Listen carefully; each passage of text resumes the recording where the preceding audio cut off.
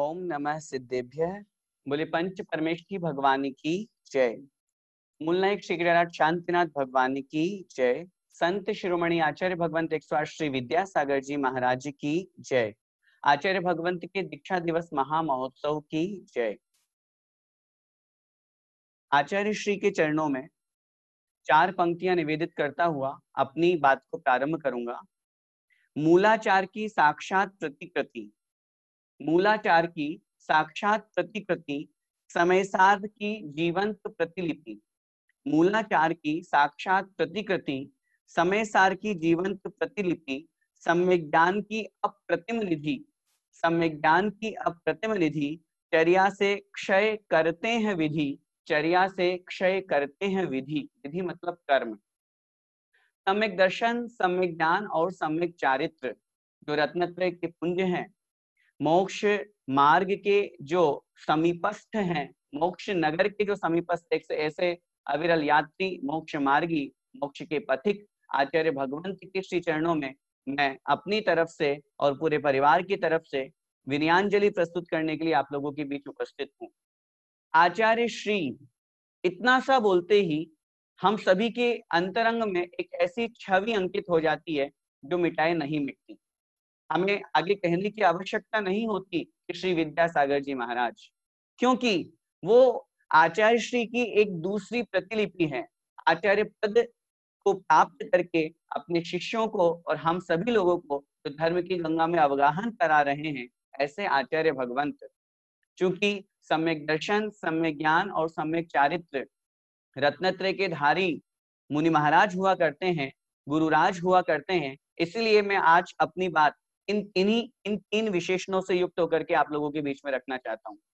सम्यक दर्शन, जिसे हम कहते हैं निःशंकित, निःकांक्षित आदि 8 अंगों से जो परिपूर्ण हो, सत्य देव शास्त्र गुरु पर अगाध श्रद्धान जहां पर होता है, जहां पर निःशंकित, निःकांक्षित आदि 8 दोषों से विपरीत शंका, आकांक्षा आदि जो 8 दोष हैं, ज्ञान आदि जो 8 मद है, कुदेव आदि 6 अनायतन है और लोक मूर्ता आदि 3 मूर्ताएं हैं। इस प्रकार 25 दोषों से रहित होकर के, 8 अंगों से सहित होकर के जो अपनी चर्या का पालन करते हैं, जो अपने सम्यक दर्शन को मजबूत करते हैं, वे कहलाते हैं सम्यक दर्शन के धारी।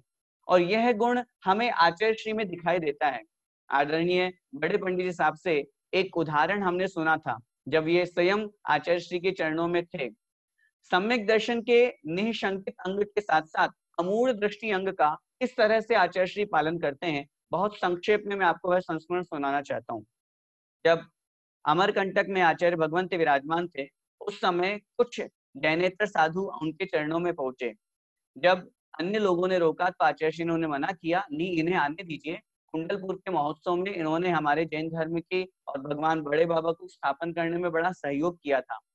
जब वो आए, आकर के उन्होंने आचार्य श्री से नमोस्तु किया और आचार्य श्री से अपना निवेदन किया, आचार्य श्री हम जगह जगह जाकर के और अपने धर्म की प्रभावना करना चाहते हैं। मैं ये उदाहरण आपको उस अंग की तरफ ले जाने के लिए प्रस्तुत कर रहा हूं जहां अमूढ़ दृष्टि अंग है। सम्यक दर्शन में जहां पर आचार्य उमा स्वामी महाराज ने तत्वार्थ सूत्र जी के 7वें अध्याय में सम्यक दर्शन के अतिचार लिखे, वहां उन्होंने शंका, कांक्षा, विचिकित्सान्य दृष्टि, प्रशंसा, संस्तवाह, सम्यक दृष्टि, अतिचाराः, इन 2 अतिचारों की मैं तरफ आपका ध्यान आकृष्ट करना चाहता हूं। अन्य दृष्टि प्रशंसा और अन्य दृष्टि संस्तव। मन से भी जहां पर अन्य मत वालों की प्रशंसा नहीं होती और वचन से भी जहां पर कहा नहीं जाता, अगर कह दिया जाता है या मन में भी विकल्प आ जाता है तो सम्यक दर्शन में दोष लग जाता है। आचार्य भगवंत अपने सम्यक दर्शन गुण के प्रति कितने सजग हैं, उस गुण को पालन करने में कितने सजग रहते हैं।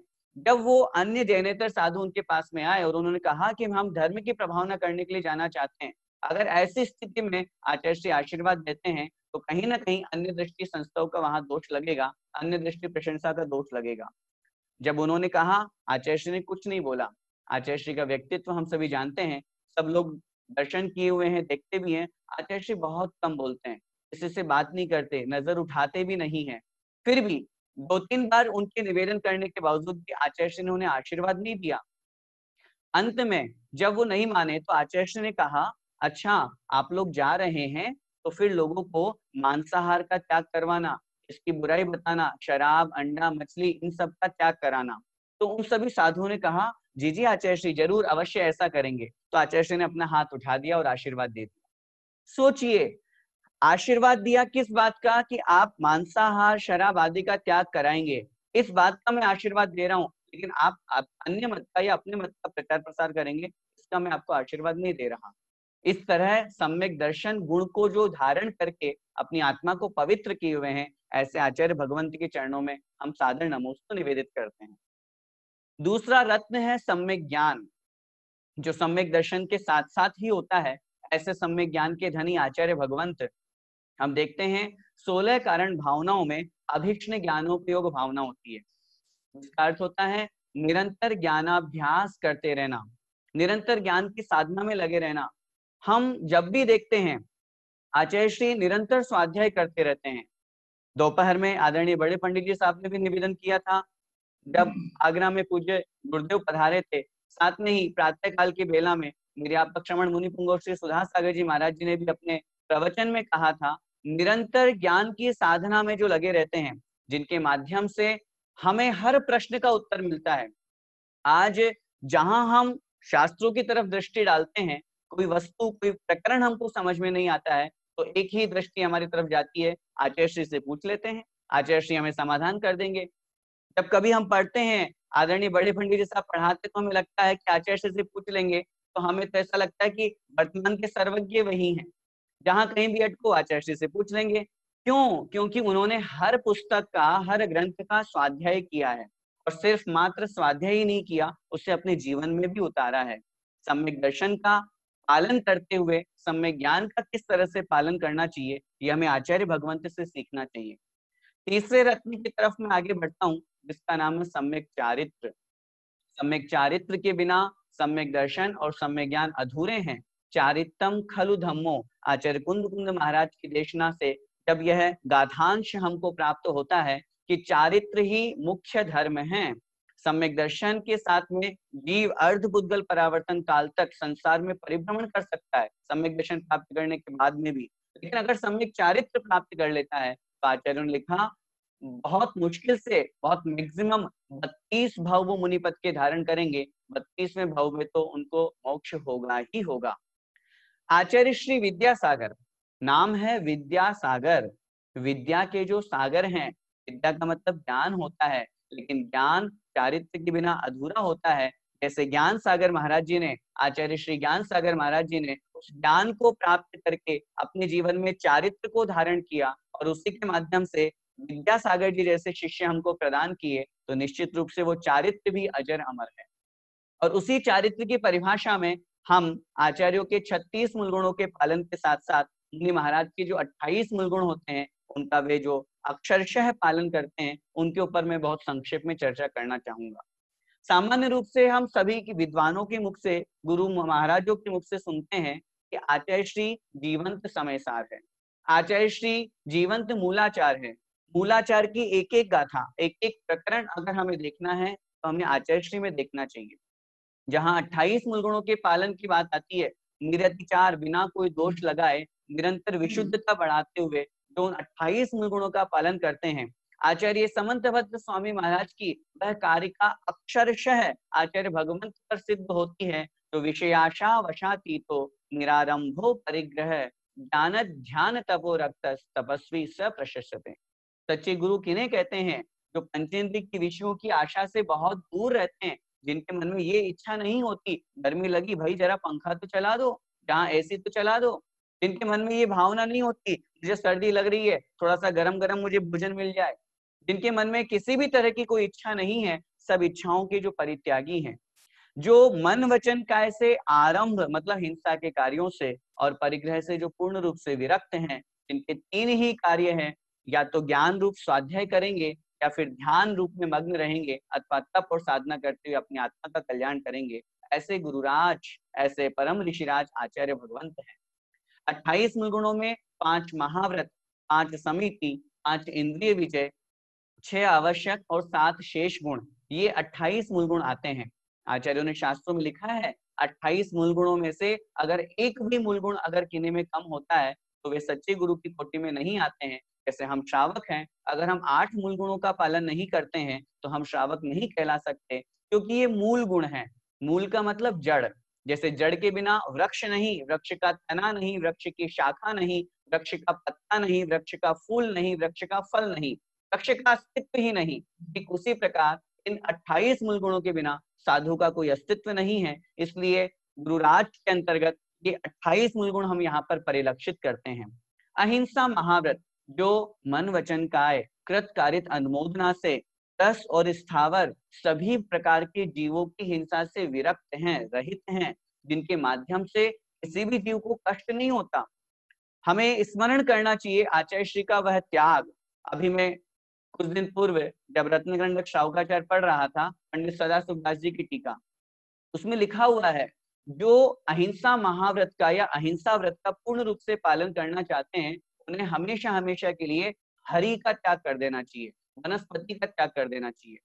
हम जानते हैं हम गृहस्थ में रहते हुए स्थावर जीवों की हिंसा से पूर्ण विरक्त नहीं हो सकते, रस जीवों की हिंसा से विरक्त हो जाते हैं, लेकिन जो मुनिराज होते हैं वे तो त्रस और स्थावर दोनों प्रकार के जीवों की हिंसा से विरक्त हैं।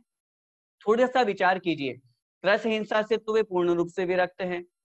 अगर हम बात करें जल का एक, पृथ्वी का एक, जल का एक, अग्नि का एक, वायु का एक और वनस्पति का एक, इनमें से भी मुनि महाराज पृथ्वी का एक जीवों की हिंसा नहीं करते, जल का एक जीवों की हिंसा उनके माध्यम से नहीं होती, अग्नि का एक, वायु का एक जीवों की हिंसा उनके माध्यम से नहीं होती।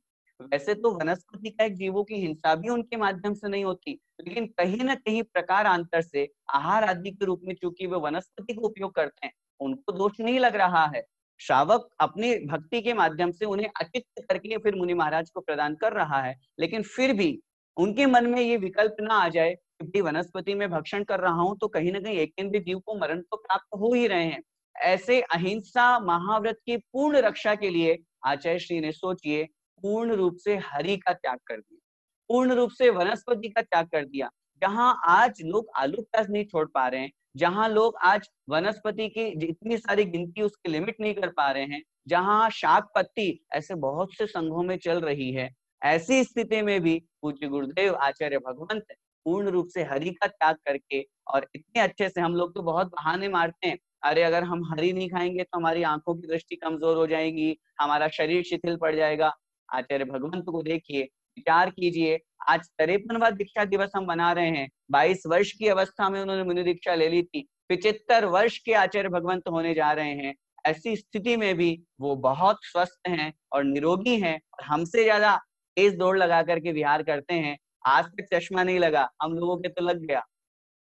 इसलिए अहिंसा महाव्रत का जो पूर्ण रूप से पालन करते हैं ऐसे आचार्य भगवंत, सत्य महाव्रत, आचौर्य महाव्रत, ब्रह्मचर्य महाव्रत और अपरिग्रह महाव्रत, क्योंकि मैं अगर एक एक मूल गुण के ऊपर चर्चा करूंगा तो वही बात है कि गुरु का जो वर्णन है, गुरु की जो महिमा है वो वर्णन नहीं की जा सकती है। फिर भी संक्षेप में मैं यहाँ पर अपरिग्रह महाव्रत की एक उस संस्मरण को, स्मरण को सुनाना चाहता हूँ।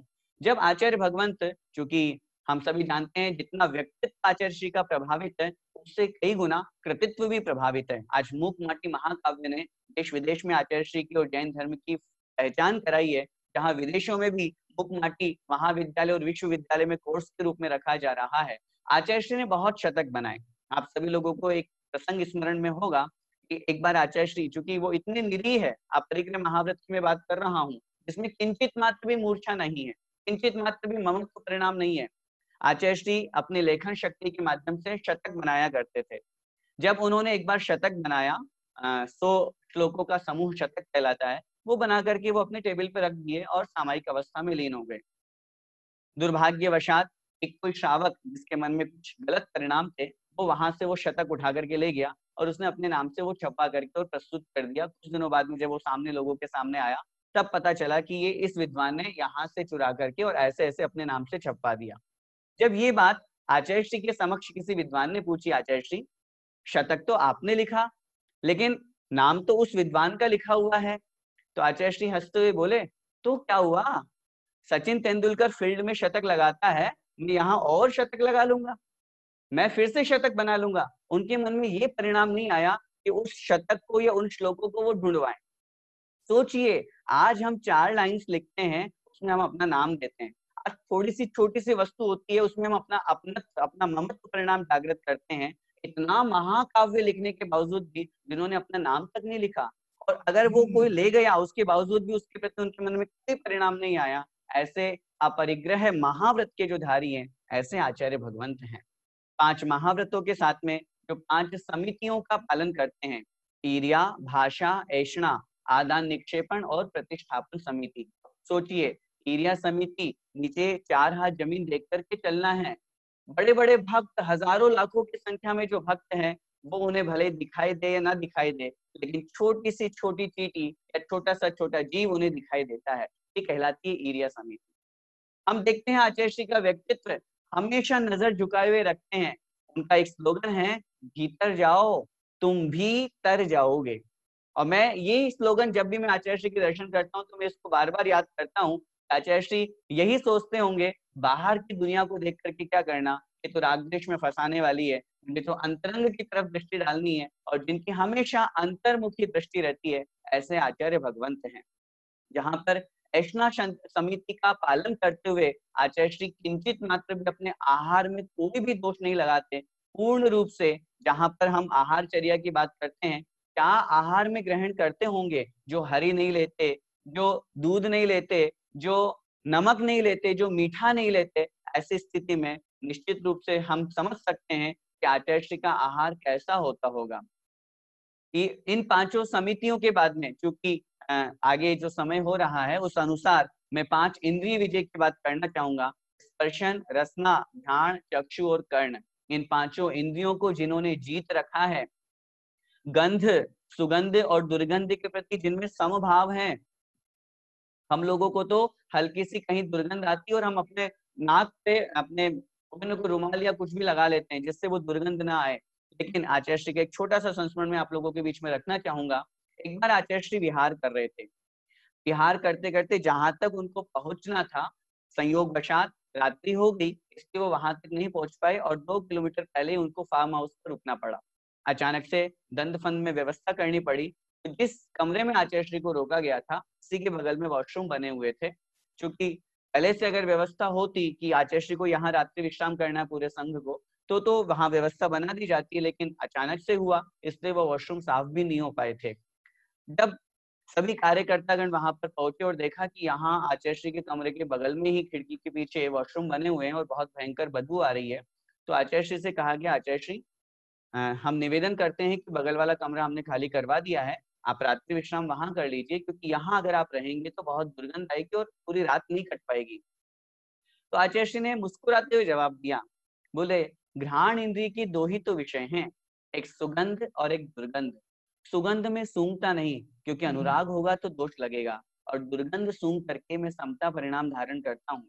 यही भावना और यही बात रख करके आचार्य श्री उस स्थान से हिले नहीं। और सुनते हैं, उस रात, पूरी रात आचार्य श्री ने बैठ करके सामायिक की, जानबूझ करके नहीं सोए। आचार्य श्री कहते हैं, प्रतिकूल परिस्थितियों में निर्जरा ज्यादा होती है और निर्जरा के साधन हमें और अपने पास में लाने का प्रयास करना चाहिए। सोचिए, ऐसे 5 इंद्रियों के ऊपर जिन्होंने विजय प्राप्त कर रखी है, ऐसे आचार्य भगवंत 6 आवश्यक जहां पालन करते हैं, सामयिक हो, वंदना हो, स्तुति हो, इन सब में जो किंचित मात्र भी आलस्य नहीं करते। जहां बुखार 104 105 डिग्री है, उसके बावजूद भी जो सामयिक जितने समय है, जो समय है उसी अनुसार करना तो उसी अनुसार करेंगे। आज अष्टमी चतुर्दशी है, बड़ा प्रतिक्रमण करना तो उसी अनुसार करेंगे। आज इस स्थिति के होने के बावजूद भी बड़ा स्वयंभू स्तोत्र जो प्रतिदिन पाठ करते हैं और क्या लय ताल के साथ में करते हैं, ऐसे आचार्य भगवंत हैं। 7 आवश्यक जो शेष गुण कहे गए हैं, स्नान, अदंत धोवन आदि, उसमें एक महत्वपूर्ण है केश लोच। आचार्य श्री की एक बहुत बड़ी विशेषता, केश लोच वे उत्कृष्ट समय के अनुसार करते हैं। 2 महीने में उत्कृष्ट समय कहलाता है 2 महीने में किया जाने वाला केश लोच। 3 माह में किया जाने वाला केश लोच मध्यम कहलाता है और जघन्य कहलाता है। 4 माह में तो महाराज को केश लोच करना ही होता है और हर प्रति 2 माह में आचार्य भगवंत केश लोच करते हैं। आचार्य श्री को बहुत तेज बुखार होने के बावजूद भी वो कभी भी आवश्यकों में और मूल गुणों में कोई ढील नहीं रखते हैं। मैं तो धन्य हूँ ऐसे आचार्य भगवंत को प्राप्त करके, और मैं ही नहीं पूरा विश्व धन्य है ऐसे आचार्य भगवंत को प्राप्त करके। हम इस बात को बहुत अच्छे से और डंके की चोट पर कहना चाहते हैं कि कि हमने नहीं देखा आचार्य कुंद स्वामी महाराज को, हमने उनका साहित्य पढ़ा है। हमने नहीं देखा आचार्य उमा स्वामी महाराज को, हमने उनका तत्वार्थ सूत्र पढ़ा है।